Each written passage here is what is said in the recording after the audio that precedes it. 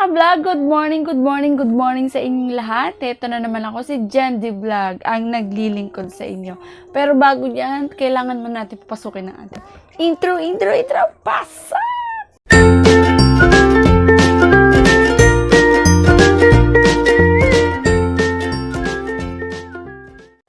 So yan, ito na ang aking vlog for today. Ang vlog for today is yung i-share ko yung feelings ko na first day kong nag-yoga. Yan.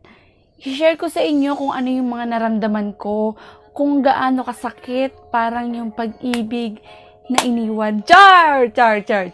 Yan. I-explain ko sa inyo, i-share ko sa inyo, ganon, kung ano yung naramdaman ko, kung ano yung mga sakit na nararamdaman ko sa aking katawan. Yan. Una, syempre, sumakit ang aking buong katawan, lalo na sa likod. Yan, sa likod, ang masakit. Nga, parang hindi mo ma-explain yung sakit. Pero, kailangan mo tiisin kasi ginusto ko yung mag-yoga. Tsaka, gusto ko ma-relax ang isip. Tsaka talagang nakaka-relax sa isip ang mag-yoga. Kasi, nandun si Master na nagtuturo sa atin kung paano exhale and, ano ba ang tawag doon?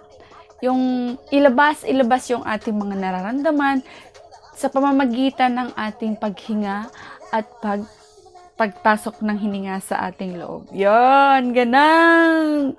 Yan. So, nakakatulong si Master sa ating mga pag-relax sa mga problema na ating nararanasan. So, yun nga, nakakatulong yung aking pag-yoga sa aking katawan, sa sarili, sa lahat. Nakakatulong siya sa pag-move on, sa paglimot, ganon, ganon. Yan. So, yan ang naramdaman ko, pananakit ng katawan at sumakit din konti ang ulo ko. Tapos, yung binti ko is medyo masakit din. Yan. Lahat po masakit.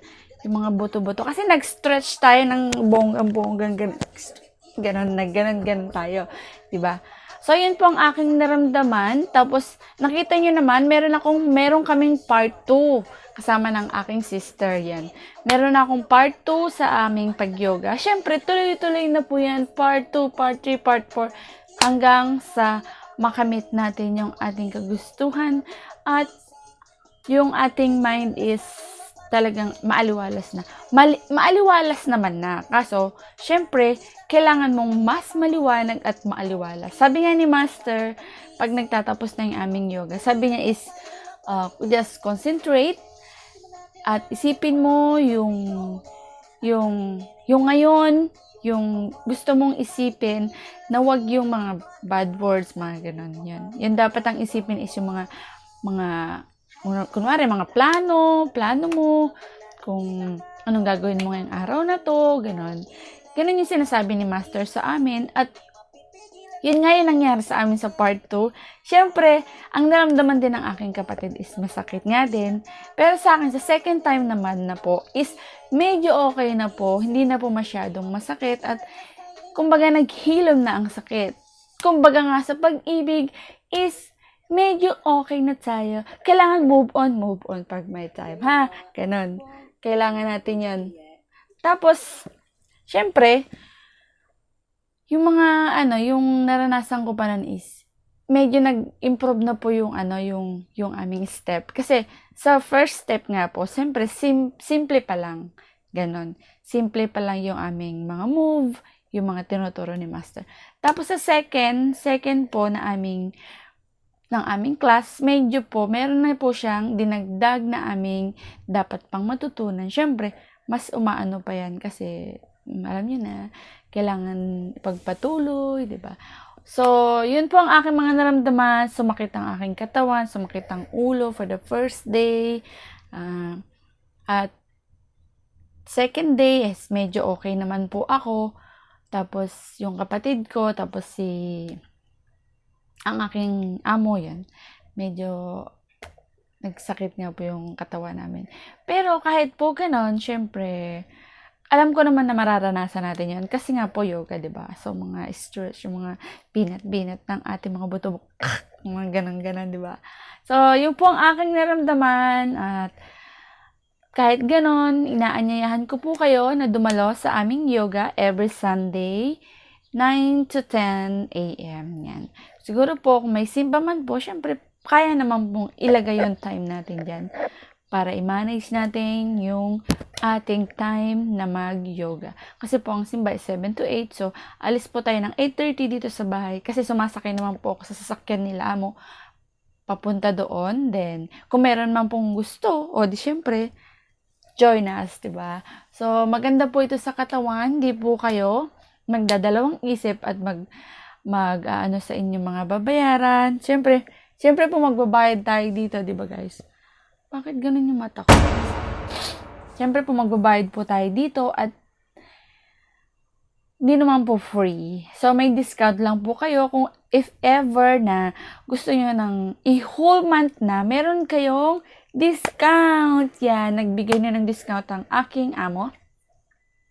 Pag po nag-enroll na kayo ng 1 month, binayaran nyo na yun, meron kayong discount at meron pa kayong 50 brochure na pang breakfast. O, di ba? Saan ka pa? Yun nga, binigyan na nga kami ni amo nung nakaraang linggo. So, we are happy. Nag-enjoy na po kami sa aming yoga. Tsaka kung meron gusto pong umattend, wag na po kayong mag-atubili na mag-PM sa aking Jenilyn Dilalinco or mag-comment lang kayo dito sa aking channel. Magre-reply. Kaya yun ang aking experience sa aking pag-yoga. Ganon din ang aking kapatid. Ganon din ang aking amo. So, sumakit ang ulo, ganon. First day lang yun. Kaya yan. Kinaya nga namin. Mas kaya nyo, di ba? Para sa ating good health at sa ating pamilya na rin. Siyempre, kailangan natin malusog para makapagbigay tayo ng pera sa ating mga mahal sa buhay para makapagtrabaho, di ba? Kailangan good health tayo.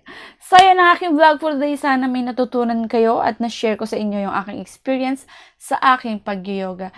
Sana huwag nyo naman kaligtaan na i-like, subscribe, and hit the bell button ng aking channel para nang sa ganun, more update kayo sa aking new upload ko sa mga new videos ko na happy lang at minsan may drama. So, kailangan natin yan. So, yun ang aking vlog for today. Thank you for watching. Bye!